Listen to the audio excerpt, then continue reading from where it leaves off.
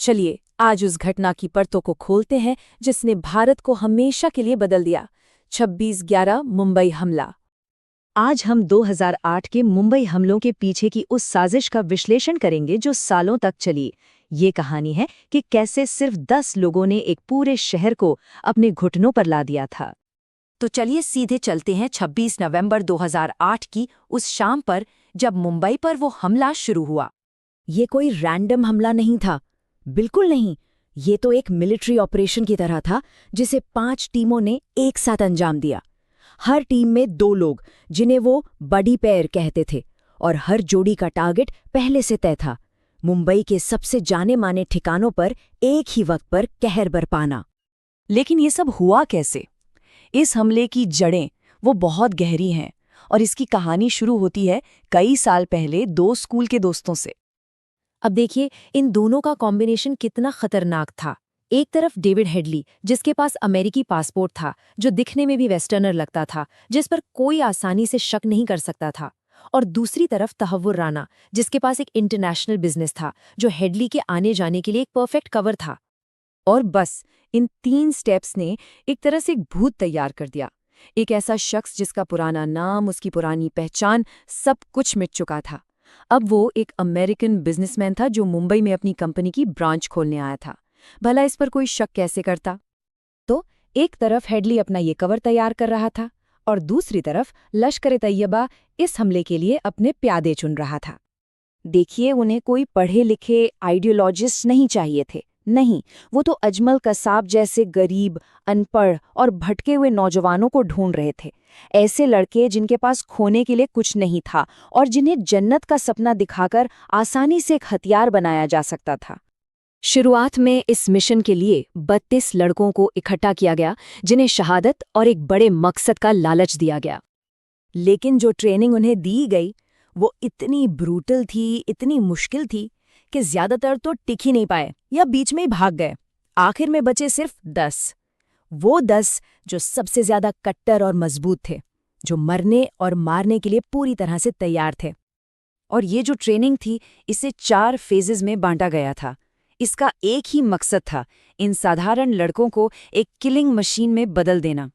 ये किसी military academy की ट्रेनिंग की तरह ही सिस्टमैटिक और क्रूर थी। तो अब हमलावर तैयार थे, ट्रेनिंग पूरी हो चुकी थी।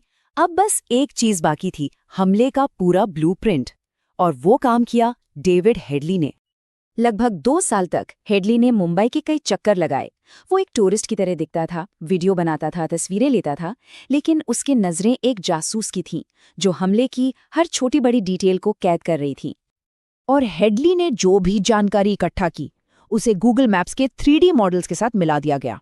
फिर जरार शाह नाम के एक कंप्यूटर एक्सपर्ट ने इन आतंकियों के लिए एक वर्चुअल सिम्युलेशन तैयार किया। सोचिए, मुंबई में कदम रखने से पहले ही वो लोग वर्चुअली ताज के गलियारों में, ओबेरॉय के कमरों में घूम चुके थे। इसका सीधा सा मतलब ये था कि 26 नवंबर को जब वो मुंबई पहुंचे तो वो शहर के इन लैंडमार्क्स को शायद कई मुंबई वालों से बेहतर जानते थे। वो आंखें बंद करके भी अपने टारगेट तक पहुंच सकते थे। कराची से समंदर के रास्ते कई दिन की यात्रा के बाद उन्होंने इस भारतीय नाव को हाईजैक कर लिया, उसके क्रू को बेरहमी से मार दिया और फिर उसी नाव से मुंबई के साहिल के बिल्कुल करीब पहुंच गए, बिना किसी की नजर में आए। और वो उतरे कहाँ? मछुआरों की एक बस्ती में, जहां कोई शक भी नहीं कर सकता था। उनका उतरना इतना नॉर्मल था कि जब एक मछुआरे ने टोका भी तो उन्होंने उसे बस धमकाकर भगा दिया और शहर की भीड़ में गुम हो गए। उस वक्त किसी को अंदाजा तक नहीं था कि मौत का सामान लेकर 10 लोग शहर में दाखिल हो चुके हैं। और जैसे ही शहर पर हमला शुरू हुआ, एक एक करके हमारे सिस्टम की, हमारी तैयारी की दर्दनाक सच्चाइयां सामने आने लगीं। एक अधिकारी ने बाद में कहा भी, जिस प्लेन से कमांडोज को आना था वो तो चंडीगढ़ में खड़ा था, अवेलेबल ही नहीं था। और ये तो बस शुरुआत थी। ये कोई मामूली देर नहीं थी। सोचिए, देश के सबसे एलीट कमांडोज एनएसजी को दिल्ली से मुंबई पहुंचने में ही 8 घंटे लग गए। क्यों? क्योंकि उन्हें लाने के लिए कोई डेडिकेटेड एयरक्राफ्ट तक मौजूद नहीं था। और इन्हीं 8 घंटों में आतंकियों ने ताज, ओबेरॉय और नरीमन हाउस में अपनी पोजीशन जमा ली थी। और फिर शुरू हुए वो 60 घंटे, जब भारत की फाइनेंशियल कैपिटल पूरी तरह से थम गई थी। पूरी दुनिया लाइव टेलीविजन पर देख रही थी कि कैसे हमारे सुरक्षा बल एक ऐसे दुश्मन से जूझ रहे थे जो शहर को भी जानता था और हर कदम पर उनसे 2 कदम आगे था।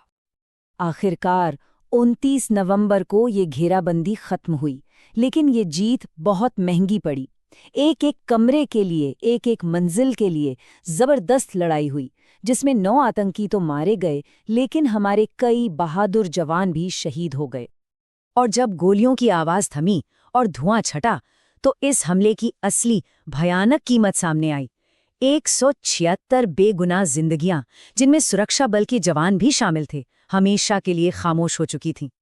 ये हमला एक बहुत कड़वा सबक है। ये दिखाता है कि जब कोई दुश्मन सालों तक बिजनेस की तरह प्लानिंग करता है और उसका सामना हमारी अनप्रिपेयर्डनेस से होता है, तो कीमत आम लोगों को अपनी जान देकर चुकानी पड़ती है। और सबसे बड़ा सवाल आज भी यही है कि क्या हमने वाकई उस कीमत से कोई सबक सीखा है?